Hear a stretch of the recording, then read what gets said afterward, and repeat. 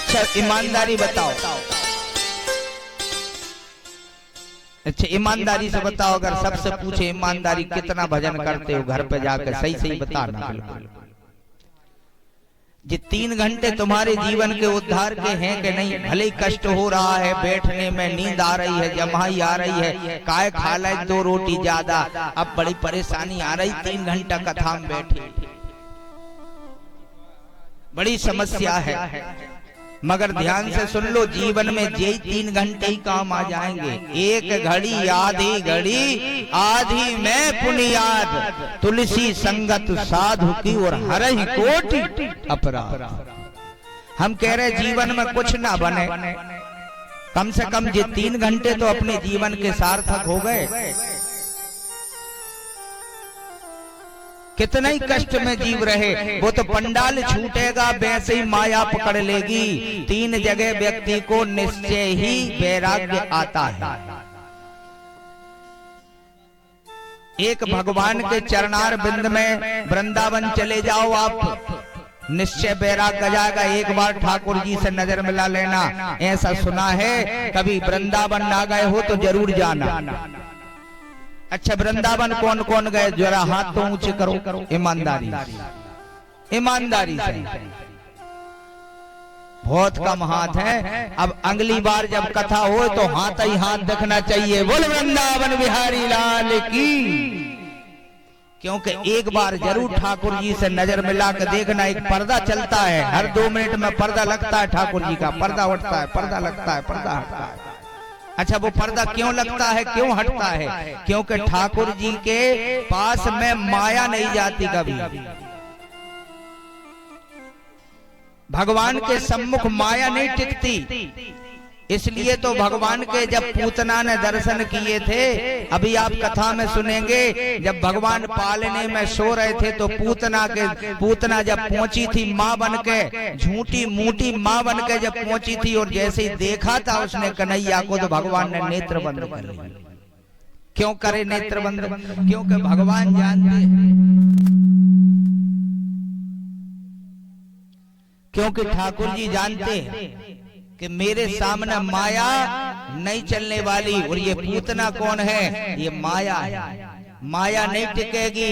इसलिए जब अपन ठाकुर जी के दर्शन करने वृंदावन जाते हैं तो वहां वैराग्य, भक्ति, ज्ञान पुष्ट हो जाता है। गोविंदम नवनीतस्य यद वृंदावने यत्र यौवनम।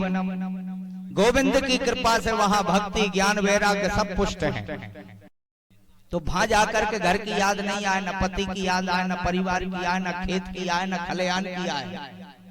वहां तो सिर्फ ठाकुर जी ही हृदय में बैठते। उनके मुखार बिंदु को देखकर, उनकी छवि देख करके आत्मा इतनी बेहल हो जाती है कि ठाकुर जी अब तुम्हें छोड़ के हम नहीं जा रहे। इसलिए जल्दी से पर्दा लगा देते हैं कि तुम कहीं वृंदावन में ना बस जाओ, न सारे संसार के लोग वृंदावन में ही आ जाए तो वृंदावन में बने कहाँ। बोलिए ठाकुर जी महाराज की।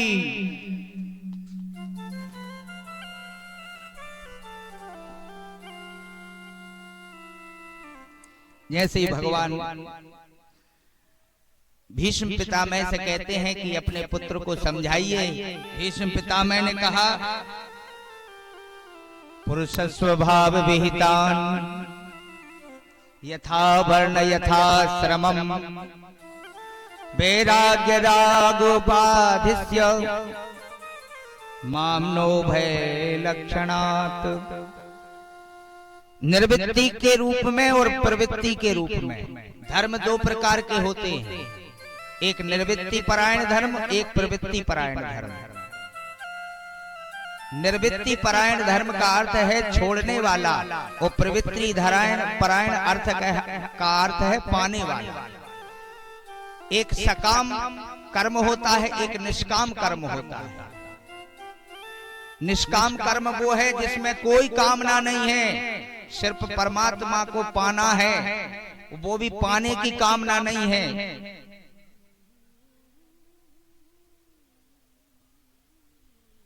ऐसे भगवान के परम भागवत भक्त भी हुए हैं जो सगुनोपासक मोक्ष न ले।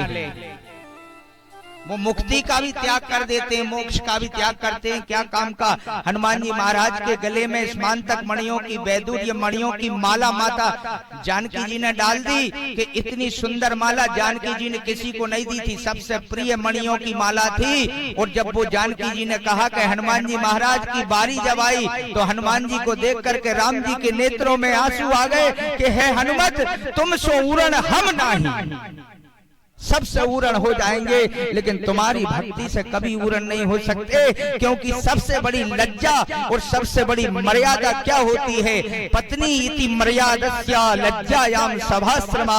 व्यक्ति की पत्नी ही इज्जत होती है सबसे बड़ी। और जिसने अपनी पत्नी को मिला दिया हो परमात्मा से, ऐसे रामचंद्र श्री सीतापति नाथ को कहना पड़ा कि हनुमान जी मैं तुम्हारी तरफ देखता हूं तो मेरी नजरें झुक जाती हैं। सबको देखते हैं। विभीषण ने कहा हनुमान जी भगवान सबको देख रहे हैं लेकिन तुम्हें क्यों नहीं देखते? तब विभीषण से कहा था भगवान से कहा कि विभीषण तुम ही पूछ लो। तब भगवान राम ने कहा कि सुनो भैया, ये बिल्कुल सीधा सौदा है। जिसके कर्जदार हो उससे नजरें नहीं लगा सकते, उसने नजरें नहीं लगा सकते। उसके बराबरी से क्या बैठोगे जिसका कर्ज हमारे ऊपर हो। ये हनुमान जी हैं, इनको जब हम देखते हैं तो लगता है कि हमारे जीवन पे इनका बहुत बड़ा एहसान है। इसलिए कहते हैं कपि तुम सोरण हम नाहि। अगर राम जी से मिलना है तो हनुमान जी पकड़ लो, सबसे बड़ा साधन। हनुमान जी महाराज को पकड़ लोगे तो राम जी तो अपने आप हृदय में दौड़ते हुए चले आएंगे। बोलिए हनुमान जी महाराज की। उस मणि को भगवान हनुमान जी ने जब गले में पड़ी तो देखा और देख करके तुरंत कपि मर्कटम रूपस्य स्वभावतस्य हनुमनस्तथा। हनुमान जी का स्वभाव तो बानर का है। तुरंत देखा, तोड़ करके मुख में लिया और दांत से तोड़ दिया मणियों की माला को। और तोड़ करके एक दाने को देखते हैं कि क्या इसमें मेरे राम जी हैं, क्या इसमें माता जानकी हैं। और जब तोड़ी और तोड़ करके देखा कि ना इसमें माता राम जानकी है न भगवान श्री राम है, तुरंत निकाल कर जमीन पर फेंक दी उस माला को। ऐसी माला का कोई मोल नहीं है जिसमें मेरे भगवान का वास ना हो। बोलिए हनुमान जी महाराज की। भक्ति अगर करो तो निष्काम भाव से करो। निर्वृत्ति भाव का एक धर्म है और एक प्रवृत्ति भाव का धर्म है।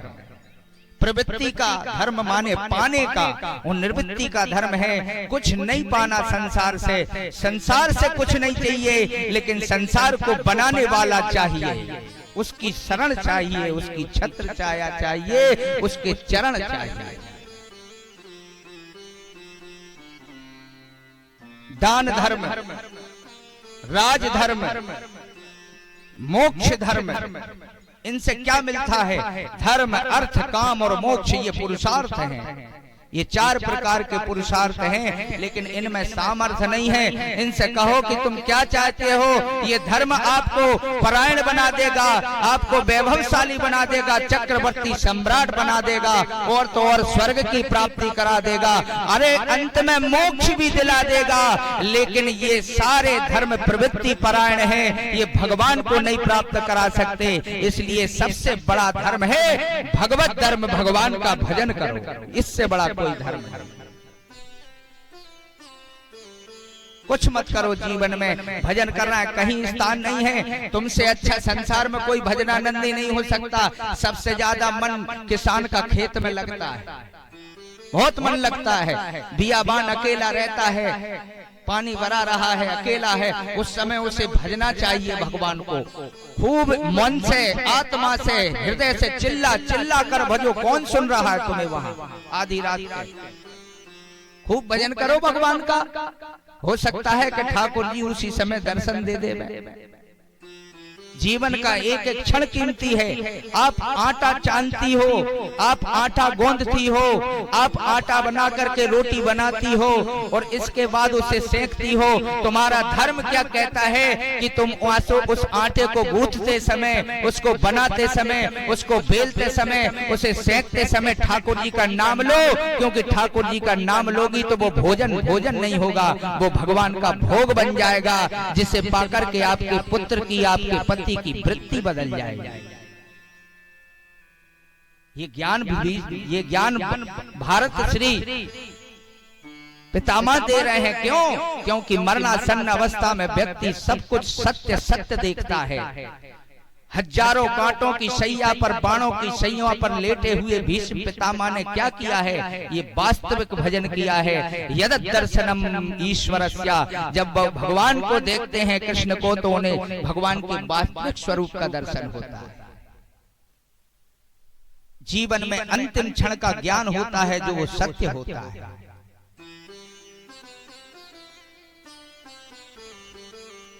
अंत में ये कहा कि हे पांडवों, तुम कुछ ना कर सको तो कम से कम इतना तो करना कि ये जो द्वारकाधीश तुम्हारे साथ हैं, जिन्होंने तुम्हारी पग पग पर रक्षा करी है, तुम ध्यान से सुन लो, ये तुम्हारे भाई नहीं हैं, ये तुम्हारे मामा के लड़के नहीं हैं।